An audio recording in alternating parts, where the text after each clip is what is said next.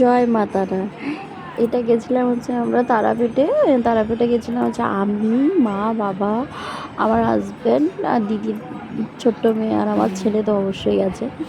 তো আমরা সবাই মিলে গেছিলাম পুজো দিতে। এখনকার টাইমটা বাজে হচ্ছে মোটামুটি ভোর 5টা নাগাদ বাজে।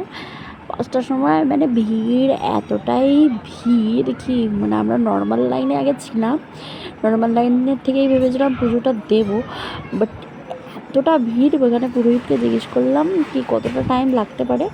বলল মোটামুটি টাইম আপনারা নর্মাল যদি দাঁড়িয়ে পুজোটা দেন তাহলে পুরো টাইম লাগবে হচ্ছে আমরা ভোর 5টার থেকে যখন দাঁড়িয়েছি তাহলে টাইম হবে 9:30 থেকে 10টা বেজে যাবে। এতক্ষণ ধরে মানে সারা রাত জার্নি করার পর এসে মানে হোটেলে না গিয়ে এরকম পুজো দিয়ে আর শরীর দিত না বলে আমরা ডাইরেক্ট বললাম না ভিআইপি লাইন থেকেই আমরা পুজোটা দিয়ে দিই, কিছু করার নেই। তো এইটা হচ্ছে ভিআইপি লাইন, ওদিক দিয়ে দেখুন লোকজন বেরিয়ে যাচ্ছে। আর এটা হচ্ছে ভিআইপির পুরোটা লাইনটা দিয়েছে। আর মানে বসে বসে এখানে আস্তে আস্তে করে যেতে হচ্ছে না, এখান থেকে একটুখানি বসছি, যাচ্ছি, পুজো দিচ্ছি, মানে লাইনে যাচ্ছি, তারপরে গিয়ে মায়ের দর্শন।